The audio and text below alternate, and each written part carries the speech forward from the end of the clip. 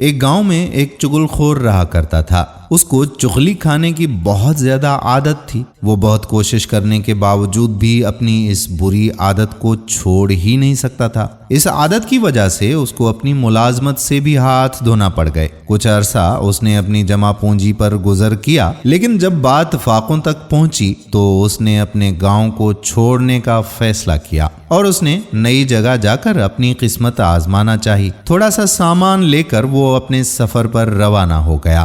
چلتے چلتے ایک گاؤں میں پہنچا۔ یہ گاؤں اس کے لیے بالکل نیا تھا۔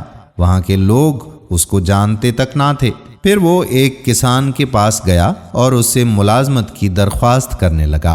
کسان بھی بیچارہ اکیلا آدمی تھا، اس کو بھی ملازم کی ضرورت تھی اور چغل خور کھیتی باڑی کا کام اچھے سے جانتا تھا۔ کسان نے اس کو ملازمت دے ہی دی۔ جب کسان نے اس سے تنخواہ کی بات کی تو وہ چغل خور کہنے لگا کہ جناب، آپ مجھے صرف روٹی اور کپڑا دے دیا کریں، لیکن مجھے اجازت دے دیں کہ 6 مہینوں کے بعد میں ایک چغلی کھا سکوں۔ کسان بہت حیران ہوا اور سوچنے لگا کہ بغیر تنخواہ کے ملازم مل رہا ہے، روٹی اور کپڑے میں جاتا ہی کیا ہے؟ 6 ماہ کے بعد ایک چغلی کھا لے گا تو میرا کیا بگڑ جائے گا؟ کسان نے اس کو ملازمت دے دی۔ اس طرح اس بات کو 6 مہینے گزر جاتے ہیں۔ کسان تو اس بات کو بھول ہی چکا تھا، لیکن چغل خور تھا کہ اس کو یہ بات اچھی طرح سے یاد تھی کہ وہ 6 مہینے کے بعد چغلی کھا سکتا ہے۔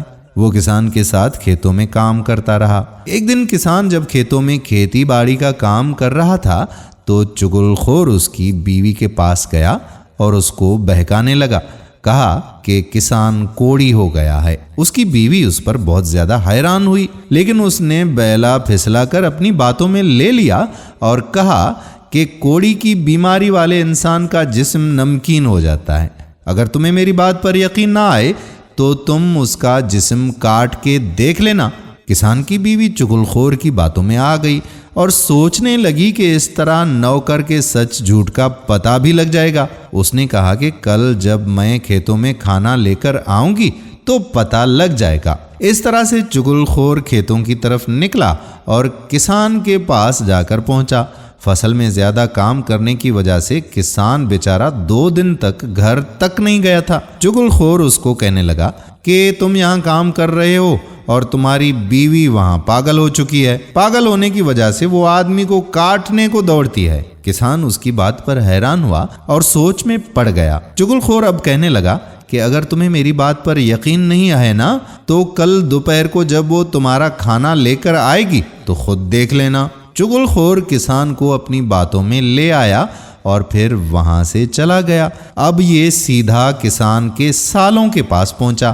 ان کو کہنے لگا کہ کسان تمہاری بہن کو مار مار کے اس کا برا حال کر دیتا ہے۔ تم کیسے بھائی ہو کہ اپنی بہن کی خبر تک نہیں رکھتے؟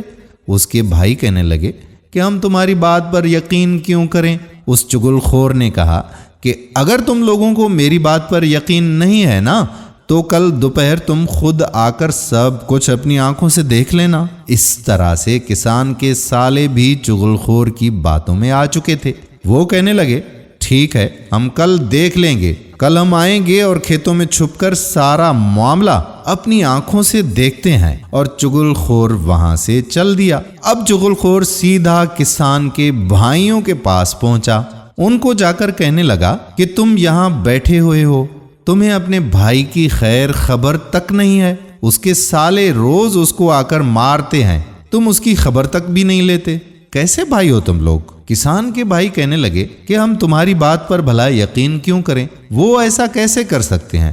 وہ ان کو کہنے لگا کہ کل دوپہر کو آ کر خود ہی اپنی آنکھوں سے دیکھ لینا کہ کیسے اس کے سالے آپ کے بھائی کو مارتے ہیں۔ اس نے کسان کے بھائیوں کو بھی اپنی باتوں میں لے لیا۔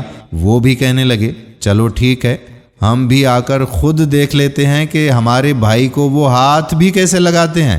وہ یہ سب ان کو کہہ کر واپس چلا گیا اور اپنے کام میں ایسے مگن ہوا کہ کسی کو پتہ تک نہیں چلا کہ وہ کہاں گیا تھا اور کہاں سے آیا ہے۔ اگلے دن صبح کسان کی بیوی اس کے لیے کھانا لے کر کھیتوں میں آئی تو اس کے قریب آنے سے وہ کسان ڈر رہا تھا۔ کسان کی بیوی اس کے قریب آنا چاہتی تھی کہ اس کو پتہ لگ سکے کہ اس کو بیماری ہے بھی یا نہیں۔ جب کسان کی بیوی نے روٹی نیچے زمین پر رکھی تو کسان ساتھ ہی پیچھے ہٹ گیا۔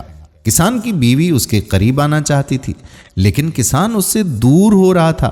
جیسے کسان نے لقمہ لینے کے لیے ہاتھ آگے بڑھایا تو کسان کی بیوی نے ساتھ ہی اس کے ہاتھ کو کاٹ لیا۔ اس طرح کسان کو یقین ہونے لگا کہ اس کی بیوی واقعی پاگل ہو گئی ہے اور کاٹ کھانے کو دوڑتی ہے۔ دوسری طرف بیوی کو بھی یقین ہو گیا کہ اس کو کوڑی کی بیماری ہو گئی ہے۔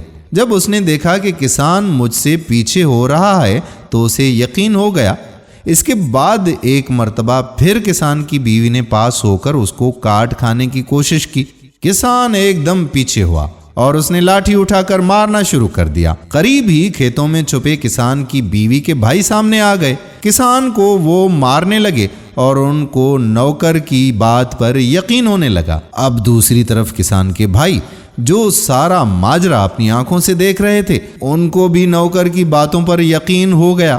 وہ بھی سامنے آ گئے اور کسان کے سالوں کو للکارا اور سارے ایک دوسرے کو مارنے میں شروع ہو گئے۔ قریبی کھیتوں میں کام کرنے والے سارے لوگ جمع ہو گئے اور ان سب کو ایک دوسرے سے الگ کیا اور بیٹھ کر ساری بات پوچھی کہ تم سب ایک دوسرے کو اس طرح سے کیوں مار رہے ہو؟ سب نے اپنی اپنی کہانی بتائی۔ سارا معاملہ سامنے آ گیا تو پتہ لگا کہ یہ کارستانی اس چغل خور کی ہی ہے۔ سارے لوگ اب چغل خور کی تلاش میں نکلے، لیکن چغل خور گاؤں سے رفو چکر ہو گیا تھا۔ دوستو، یہ تو صرف ایک حکایت تھی، لیکن آج کے دور میں بھی ہم ایسے ہی ہیں۔ کسی نے کسی کے خلاف ہمارے کان کیا بھرے، ہم اسی ٹائم اس سے لڑنے کے لیے تیار ہو جاتے ہیں۔ اللہ تعالی ہمیں عقل اور شعور عطا فرمائے۔ اللہ تعالیٰ نے ہمیں اشرف المخلوقات بنا کر زمین پر بھیجا ہے۔